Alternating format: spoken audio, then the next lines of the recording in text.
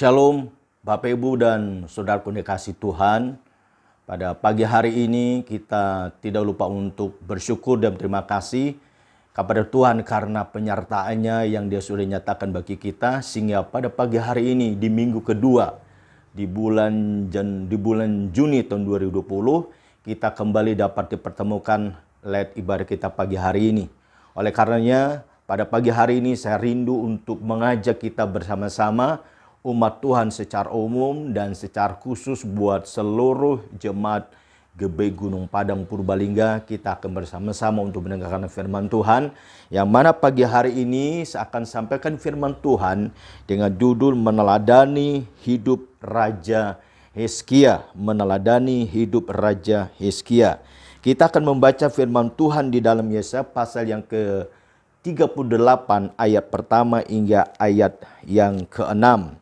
Yesaya 38 ayat pertama hingga ayat yang ke-6. Berkata demikian, judul berikutnya, Hizkia sakit dan disembuhkan. Pada hari-hari itu Hizkia jatuh sakit dan hampir mati. Lalu datanglah Nabi Yesaya bin Amos dan berkata kepadanya, beginilah firman Tuhan, sampaikanlah pesan terakhir kepada keluargamu, sebab engkau akan mati, tidak akan sembuh lagi. Lalu Hizkia memalingkan mukanya ke arah dinding dan ia berdoa kepada Tuhan. Ia berkata, "Ah Tuhan, ingatlah kiranya bahwa aku telah hidup di hadapan-Mu dengan setia dan dengan tulus hati, dan bahwa aku telah melakukan apa yang baik di mata-Mu." Kemudian menangislah Hizkia dengan sangat. Maka firman Tuhan kepada Yesaya, "Pergilah dan katakanlah kepada Hizkia, beginilah firman Tuhan Allah Daud, bapa leluhurmu, telah kudengar doamu dan telah kulihat air matamu. Sesungguhnya aku akan memperpanjang hidupmu 15 tahun lagi." Ayat ke-6, "Dan aku akan melepaskan engkau dan kota ini dari tangan Raja Asyur, dan aku akan memagari kota ini." Bapak, Ibu, dan Saudaraku yang kasih Tuhan, lewat pembacaan kita dalam Yesaya pasal yang ke-38 ayat yang pertama ke ayat yang ke-6, kita akan belajar ada dua hal melalui kehidupan Raja Hizkia. Raja Hizkia adalah Raja Yehuda. Dalam masa pemerintahannya, ia banyak menghadapi tantangan dalam hidupnya. Yang pertama, dia menghadapi tantangan dari Raja Sanherib, Raja Asyur. Seperti apa dikatakan dalam Yesaya pasal yang ke-37 ayat yang ke-14 hingga ayat ke-20, dan dilanjutkan ayat yang ke-33 hingga ayat yang 35. Tetapi Tuhan meluputkan Raja Hizkia dan melindungi mereka dari tangan Raja Asyur. Yang lebih berat lagi ketika ia sakit dan hampir mati. Tetapi dalam kondisi seperti itu, Raja Hizkia melakukan dua hal, sehingga hal itu patut untuk kita teladani apa yang dia lakukan ketika dia menghadapi tantangan dalam hidupnya. Bukan hanya dari musuhnya, dari Raja Asyur, tapi ketika dia sakit, dia melakukan dua hal ini. Oleh karenanya pada pagi hari ini kita mau belajar apa yang patut kita teladani dalam kehidupan Raja Hizkia, supaya kita pun boleh mengalami yang namanya pertolongan Tuhan. Yang pertama, kita harus datang kepada Tuhan. Kita harus datang dan berseru kepada Tuhan di dalam doa kita. Di dalam Pemazmur pasal yang ke-91 ayat ke-15 berkata demikian, "Berserulah kepadaku, aku akan menjawab. Aku akan menyertai dia dalam kesesakan. Aku akan meluputkannya dan memuliakannya." Bapak, Ibu, dan Saudaraku yang kasih Tuhan, secara khusus seluruh jemaat Tuhan GBI Gunung Padang Purbalingga yang mengikuti ibadah secara online pagi hari ini. Saya rindu keluarga kita masing-masing pagi ini boleh diberkati oleh Tuhan. Pertanyaannya buat kita, mengapa kita perlu datang pada Tuhan di dalam doa kita? Kita perlu datang pada Tuhan dalam doa kita supaya melalui doa kita, kita dapat menyampaikan kepada Tuhan apa yang telah kita lakukan selama kita ada dalam dunia ini. Dan kita juga dapat menyampaikan segala pergumulan hidup kita kepada Tuhan. Jadi melalui doa kita dapat menyampaikan segala sesuatu yang kita hadapi dan pergumulan kita. Dan apa yang telah kita kerjakan selama di dalam dunia, kita bisa sampaikan kepada Tuhan. Yang kedua, kenapa kita perlu berdoa kepada Tuhan? Yang kedua, agar kita dapat mengalami yang namanya pertolongan Tuhan. Dan yang ketiga, kenapa kita perlu datang pada Tuhan dalam doa? Agar kita senantiasa mendapat pembelaan dan perlindungan daripada Tuhan. Jadi ini bagian pertama yang dapat kita teladani dalam kehidupan Raja Hizkia. Hizkia datang kepada Tuhan dalam doanya. Dia menyampaikan segala sesuatu apa yang telah dia lakukan selama dia hidup dalam dunia ini. Dia menceritakan apa yang dia perbuat selama dia ada dalam dunia ini. Di dalam ayat yang kedua tadi hingga ayat yang kita lihat, yang kita baca tadi, saudaraku nakasih Tuhan. Kita melihat ada beberapa hal yang Hizkia lakukan di situ. Di situ dikatakan tadi ayat yang kedua berkata demikian. Lalu Hizkia memalingkan mukanya ke arah dinding dan ia berdoa kepada Tuhan. Ia berkata, "Ah Tuhan, ingatlah kiranya bahwa aku telah hidup di hadapan-Mu dengan setia dan dengan tulus hati, dan bahwa aku telah melakukan apa yang baik di mata-Mu." Kemudian menangislah Hizkia dengan sangat. Maka firman Tuhan kepada Yesaya, "Pergilah dan katakanlah kepada Hizkia, beginilah firman Tuhan Allah Daud, bapa leluhurmu, telah kudengar doamu dan telah kulihat air matamu. Sesungguhnya aku akan memperpanjangkan hidupmu 15 tahun lagi, dan aku melepaskan engkau dan kota ini dari tangan Raja Asyur, dan aku akan memagari kota ini." Ayat ke-7, inilah yang akan menjadi tanda bagimu dari Tuhan bahwa Tuhan akan melakukan apa yang telah dijanjikannya. Bapak, Ibu, dan Saudara dikasih Tuhan, Hizkia berdoa dan di dalam doanya dia menyampaikan tentang dirinya kepada Allah. Seperti apa yang kita baca dalam ayat kedua hingga ayat yang ke-7 tadi. Hizkia di situ dikatakan ditambahkan usianya 15 tahun. Bahkan Hizkia dan kota-kotanya dilepaskan dari tangan musuhnya, yaitu Raja Asyur. Dan Raja Hizkia juga boleh mengalami mujizat dan kesembuhan pada Tuhan.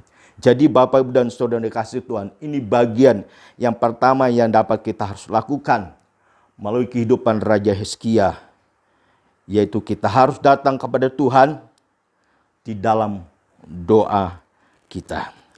Bapak, Ibu, dan Saudara dikasih Tuhan, kesaksian ketika kami sekeluarga ada di ruang isolasi di Rumah Sakit Pandi Nugroho.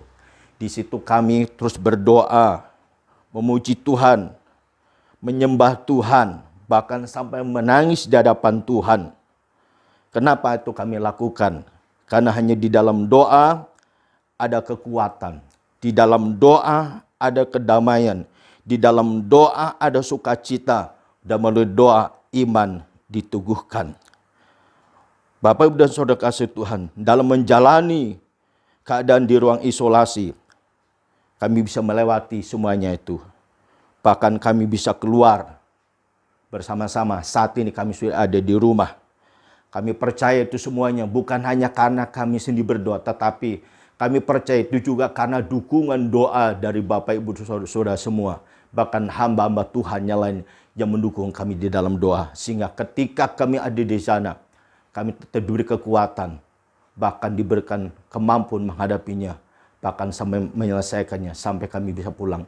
Kalau bukan pertolongan Tuhan, sangat mustahil kami bisa melewatinya. Tapi karena banyak dukungan doa, secara khusus seluruh jemaat Gebeng Gunung Padang yang sudah berdoa buat kami, akhirnya kita mengalami pertolongan Tuhan. Bahkan ada hamba Tuhan yang berdoa buat kami, yaitu Bapak Pendeta Robert Lea. Dia juga berdoa buat kami. Bahkan ada videonya beliau sampaikan kepada kami. Dan itu doanya sangat memberkati dan menguatkan kami. Kita lihat videonya. Kita akan menyanyikan dari sebuah lagu yang berbicara tentang gembala yang baik. Dan lagu ini sebenarnya kami khususkan untuk seorang saudara yang berada di Purbalingga, yaitu Erastus. Ini sebuah cerita yang sangat menarik, saudara. Erastus ini atau Eras, sekarang ini dia sedang berada di ruang isolasi bersama dengan adiknya. Berdua dengan adiknya. Sebelumnya, ayah dan ibunya yang merupakan gembala sidang dari gereja GBI di sana, di Purbalingga, itu mengalami terkena infeksi COVID-19. Sehingga mereka harus berada di rumah sakit. Tetapi mereka sekarang keadaannya sudah baik sehingga mereka sudah keluar dari rumah sakit dan sudah kembali ke rumahnya. Nah sekarang kedua anaknya yaitu Eras dan adiknya dan Theophilus adiknya berada di ruang isolasi. Ini doa kami Eras. Kami berdoa biar Roh Kudus menjamahmu, memulihkan, menyembuhkan, dan kami akan mendengar kabar baik di dalam nama Tuhan Yesus Kristus bahwa dalam beberapa waktu ini biarlah Eras akan disembuhkan dan dijamah oleh kuasa Tuhan sendiri. Lagu ini adalah gembala yang baik. Biarlah ini doa kami agar gembala yang baik ini akan menjadi gembala bagi kita semua yang membawa ke rumput yang hijau, ke air yang tenang, menyegarkan jiwa kami.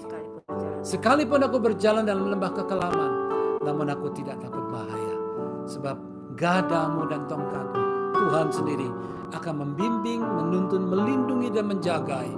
Karena itu doa kami di Eras di dalam sekarang ini dalam situasi yang Anda sedang alami, tetap kuat dan pegang teguh janji Tuhan bahwa ada gada dan tongkat Tuhan yang melindungi dan menjagai, dan sampai kesembuhan itu terjadi dalam nama Tuhan Yesus. Haleluya. Amin. Engkau gembala yang baik, Kau menuntun hidupku dan bawaku ke air tenang, menyegarkan jiwaku.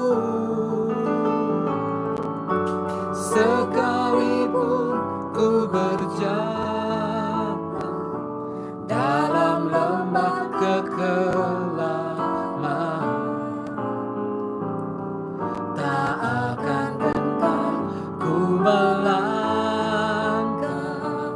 sebab Engkau besertaku.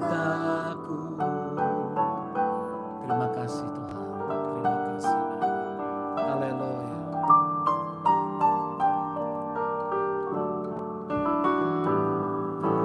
Engkau gembala yang baik, Kau menuntun hidupku dan bawaku ke air tenang, menyegarkan jiwaku. Sekalipun ku berjalan dalam lembah kekelaman, tak akan gentar ku melangkah, sebab Engkau besertaku. Sekalipun ku berjalan dalam lembah kekelaman, tak akan gentar ku melangkah, sebab Engkau besertaku. Sekalipun ku berjalan dalam lembah kekelaman, tak akan gentar ku melangkah, sebab Engkau besertaku.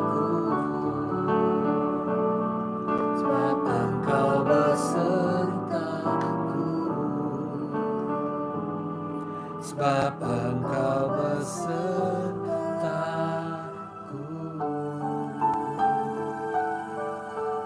Engkau gembala yang baik. Terima kasih Tuhan. Terima kasih Bapa. Terima kasih Roh Kudus. Haleluya. Nah, itu saudara kasih Tuhan yang kami alami. Nah, sekarang kita akan masuk bagian yang kedua. Hal yang patut kita teladani dalam kehidupan Raja Hizkia, Raja Yehuda. Yang kedua, kita harus percaya bahwa Allah itu berdaulat sepenuhnya di dalam kehidupan kita. Kita harus percaya bahwa Allah itu berdaulat sepenuhnya atas kehidupan kita. Baik ketika kita masih hidup di dalam dunia ini, bahkan juga atas kematian kita. Contohnya, seperti yang dikatakan dalam Yesaya pasal 38 ayat 5, kemudian 7 hingga ayat ke-9. Di situ dikatakan tadi yang kita sudah baca tadi, di situ Hizkia ditambahkan oleh Tuhan usianya 15 tahun. Bahkan tidak hanya usianya ditambahkan 15 tahun, tetapi Hizkia juga mengalami mujizat kesembuhan daripada Tuhan. Dengan kata lain, Raja Hizkia disembuhkan dari sakitnya. Nah, saudaraku udah kasih Tuhan contoh yang lain dalam Alkitab yang lain. Di dalam Ayub pasal yang pertama ayat ke-20 hingga ke-22. Di situ Ayub berkata, ia berkata di situ, Tuhan yang memberi, Tuhanlah yang mengambil. Ayub menyadari bahwa hidupnya ketika dia ada dalam dunia, bahkan sampai kematiannya pun, dia tahu semuanya ada dalam kedaulatan Tuhan. Sehingga dia berkata, Tuhan yang memberi, Tuhan yang mengambil. Terpujilah nama Tuhan. Jadi pendapannya bagi kita sekalian, kita masih ada dalam dunia ini, Bapak Ibu dan Saudara kasih Tuhan. Siapapun kita, sadarilah bahwa Allah berdaulat penuh atas kehidupan kita. Karena itu ketika kita masih diberikan kesempatan hidup hari-hari ini, jangan pernah kita melupakan Tuhan. Jangan pernah kita melupakan Tuhan dan teruslah membangun hubungan yang baik dengan Tuhan. Kenapa? Karena hidup yang kita jalani ini, hari lepas hari, semuanya ada dalam kedaulatan Tuhan. Ketika kita menyadari hal itu, jangan sampai kita lupa kepada Tuhan. Sebab Dia berdaulat atas kehidupan kita, bahkan atas kematian kita. Jadi hari-hari ini Bapak Ibu dan Saudara dikasih Tuhan, dalam kondisi yang sulit hari-hari ini, Tuhan mau jangan sampai kita melangkah keluar dari jalan Tuhan. Tapi Tuhan mau, biarlah kita semakin dekat dengan Tuhan. Sebab ketika kita dekat dengan Tuhan, disitulah ada kekuatan, di situ ada kedamaian, dan di situ ada sukacita, bahkan pertolongan Tuhan menyertai kita. Secara khusus seluruh jemaat GBI Gunung Padang, mari kita terus membangun hubungan dengan Tuhan dan jangan lupa kepadanya. Sebab hidup yang kita jalani semuanya karena anugerah daripada Tuhan. Jadi Bapak Ibu dan Saudara dikasih Tuhan, setiap kita pasti punya pergumulan dalam hidup ini. Entah itu mengenai ekonomi, pekerjaan, kesehatan, keluarga, sekolah, pelayanan, dan sebagainya. Tetapi apapun masalahnya kita hadapi, jangan sampai kita salah melangkah. Tetapi mari kita meladani Raja Hizkia ketika ia menghadapi beban yang berat dalam hidupnya. Ia tidak mencari jalan pintas, tetapi ia memalingkan mukanya dan berseru kepada Tuhan. Akhirnya Tuhan menjawab doanya. Kiranya kita pun melakukan hal yang sama, sehingga dalam doa kita mendapatkan pertolongan daripada Tuhan. Tuhan Yesus memberkati kita semua. Amin. Mari kita berdoa. Bapa Surgawi, Bapa di dalam nama Tuhan Yesus Kristus, pagi hari ini kami bersyukur dan terima kasih kami boleh kembali dipertemukan lewat ibadah kami pagi hari ini, sekalipun ibadah kami masih kami lakukan secara online Tuhan. Tapi kami percaya Tuhan akan menyatakan kasih-Mu dan kebaikan-Mu bagi kami. Oleh karena setiap kami yang telah mendengarkan firman Tuhan pagi hari ini, meteraikan firman Tuhan itu di hati kami, supaya firman Tuhan itu memberkati kami. Kamu belajar seperti Raja Hizkia ketika dia diperhadapkan tantang kehidupannya, bahkan ketika dia hampir mati, dia memalingkan mukanya dan dia berseru kepada Tuhan. Akhirnya Tuhan menolong dan menjawab doanya. Dia ditambahkan usianya 15 tahun. Bahkan dia disembuhkan dari sakitnya. Sekalipun banyak tantang, tetapi dia tetap melihat kuasa Tuhan menyertai dan menolong kehidupan. Dan kami percaya ketika kami melakukan hal yang sama, kami tetap berdoa kepada Tuhan. Dan kami tetap percaya bahwa hidup kami ada dalam kedaulatan Tuhan. Maka kami percaya Tuhan pun terus menyatakan kasih-Mu dan kebaikan bagi kami, bahkan pertolongan bagi kami semuanya. Berkati semua sidang jemaat yang berdoa di rumah, dalam ibadah secara online ini, dimanapun jemaat Tuhan mendengarkan firman Tuhan, biar semuanya boleh diberkati Tuhan. Yang lemah dikuatkan, yang susah dihiburkan, yang sakit bolongan mujizat semuanya, kekurangan dicukupkan, yang berpeperangan rohani diberikan kemenangan. Di dalam nama Tuhan Yesus Kristus, kami sudah berdoa dan mengucap syukur kepada Tuhan. Haleluya, haleluya. Mari Bapak dan Saudara dikasih Tuhan, kita akan bersama-sama memang berkat pada Tuhan dan angkat tangan kita di hadapan Tuhan. Tuhan memberkati engkau dan melindungi engkau. Tuhan menyertai engkau dengan wajahnya dan memberi engkau kasih karunia. Tuhan menghadapkan wajahnya kepadamu dan memberi engkau damai sejahtera. Sekarang saudaraku kasih Tuhan, terimalah berkat dari Allah Bapa, kasih sayang di dalam Tuhan kita Yesus Kristus, serta persekutuan dengan kuat kuasa kudus menyertai kita sekalian mulai saat ini sampai Maranatha. Amin.